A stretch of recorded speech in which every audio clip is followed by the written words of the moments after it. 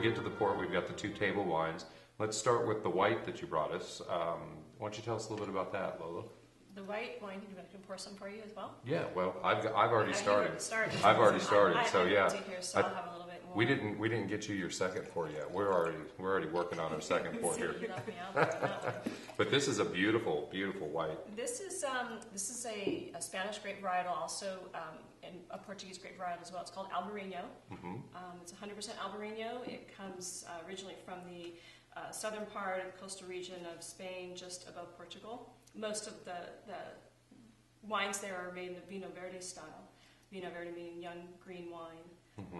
Usually it's bottled, and you can correct me, within about 4 to 6 months of harvest. Okay. So it's a young wine, meant to be drunk very young, meant to be paired with some of the regional cuisines there on the coast, seafood dishes, cheeses, right. A lot of that, shellfish. And we happened to, Steve did actually have contact with somebody locally here, had some Albarino available when he was making some wine for them, and allowed us to have a little bit of that, and so Steve decided to go ahead and make a table wine out of Albarino. Here's a tip for those watching at home. If somebody is trying to impress you with their wine collection, they have a grape like this that is 10 years old.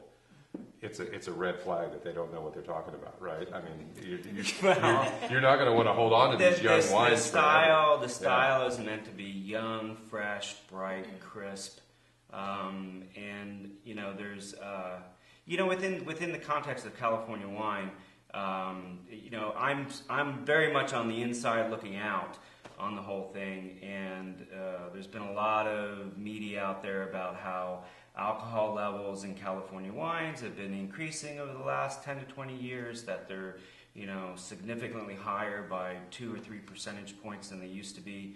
And restaurants, I think it's, the movement really is starting with restaurants saying that those style of wines aren't necessarily the best food wines.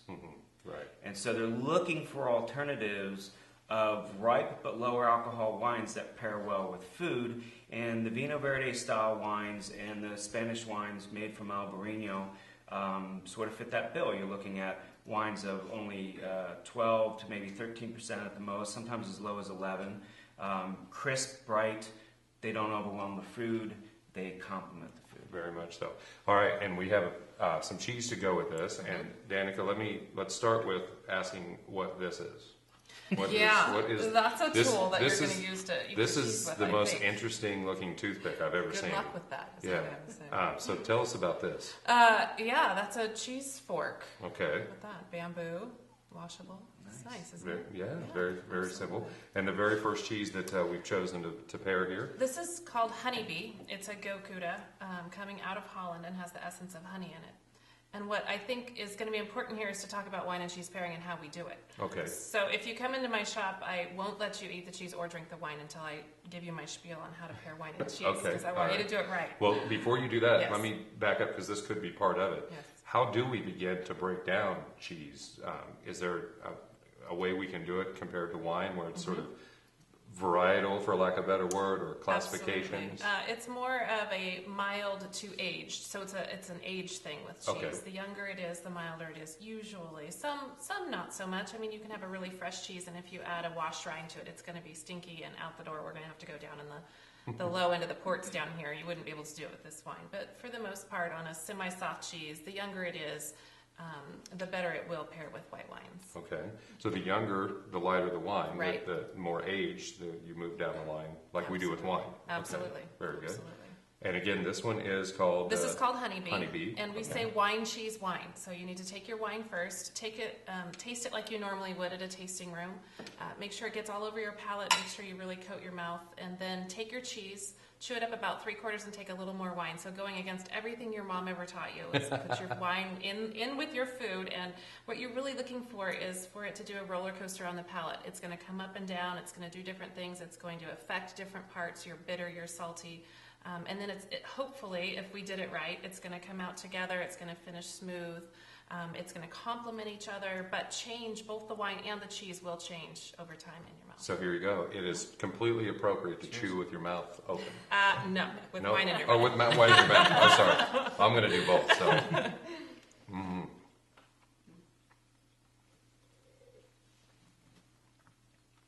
So it's infused with honey. Mm-hmm. The essence of honey. So it's not sweet on the front. It just has the essence on the back. And this has been sitting out a while, which is nice because you really want to bring your cheese up to room temperature before you do the pairing. So it's a really nice temperature right Let now. them sit out, almost like opening up a bottle of wine. You let it sit out for a little bit and breathe. It immediately becomes like a cream. Right? Immediately. And if that was cold out of the fridge, it wouldn't have done that. Right. Working with the acidity of the wine. What do you think about this pairing here?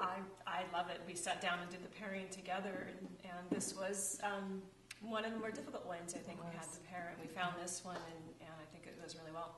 Yeah. What are nice the finish. qualities in the wine here that are bringing that creaminess, that richness out in the cheese? I think you're looking at almost an element where you get these factors of contrast, and it's actually emphasizing that creaminess in the cheese with it. It's offsetting it and emphasizing it so that it's much more pronounced in the palate. Yeah, and like you said just before that, maybe since the alcohol is at a milder sort of level, it's not overpowering that cheese at all. It's not too much on the palate, really. That is excellent. And Albarino is a new sort of varietal in this area too. People are experimenting with it a little bit more. It is new. Paso Robles is kind of seeing the renaissance of the Rhone varieties, and I think that it seems to be the next focus is on varieties from the Iberian Peninsula, i.e. Portugal and Spain.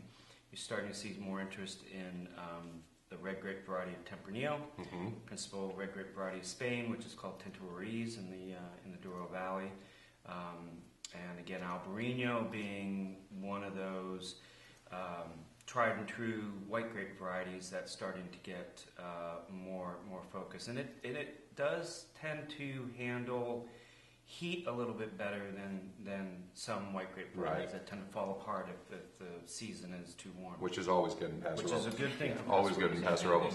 And the other thing too about pairing these kind of wines and cheeses together is that it just makes for it's like an appetizer type thing. It just gets your palate going. Like I'm ready to keep going through this. I'm ready. Then I'm thinking about dinner now, and I'm thinking about and it just sort of adds to it. I've also heard about Portuguese wines. People love them, but they can't pronounce them. We learn Spanish, we learn French in school here in America. Rarely do they teach Italian anymore, and nobody ever takes Portuguese. Right. So there's a lot of great grapes out there that people can't. They have do it. a bunch of beautiful indigenous varietals that would be perfect for the Paso Robles area. Absolutely. Now let me ask you, Danica, about we talked about from aged young to older. The aging process in cheese is a good way to classify it. The other way to do it seems to me to be via animal, because you're hearing about all these different types of cheeses that come from different types of animals. Give us sort of the major categories of animal that give us great cheese. Well, we really deal with goat, cow, and sheep, and that's how we kind of categorize. And there is buffalo out there. The fancy people call it buffalo. Buffalo? Uh-huh. They actually say buffalo? Yes, they do. Who says buffalo? Okay. They really do. Yeah. But goat, cow, and and sheep. I eat at the buffet. Right. Exactly. Goat, cow, and sheep is really how we categorize it at Vivant. Goat having, like you tasted on the first one, I mean, the honey in that first goat cheese really softens the blow of the barnyard on it. So barnyard is what we call chewing on a goat's ear. Just that, and everyone, once they taste it, understands that. But basically, it's tasting the hair of the animal in the cheese. That sounds awful visceral, but it's actually a good thing. Very true. It's a good thing, That's very right? true. I mean, it is sort of celebrated like wine to have, for lack of a better word, the terroir of. So if it does kind of taste like a farm, that's okay. It's a good thing, It's a good thing, right. Absolutely. And that brings us to our next cheese, which is actually a 3-milk cheese, cow, goat, and sheep. And that's an interesting blending thing that the cheesemaker does to take some of that barnyard off the finish. He'll blend it with the cow's milk and the sheep's milk. Sheep is not nearly as potent as goat's milk is. People will come into the shop and say, I don't eat goat cheese, but you rarely have someone come through that says, I don't eat sheep cheese, because it's very sweet and nutty as opposed to the goat, which can be a very distinct taste, which is barnyardy. Now, do they report the blend like they do with wine? 25% this, 50% this? No, they so kind of much? assume it's equal. Equal, Although right. it's probably not.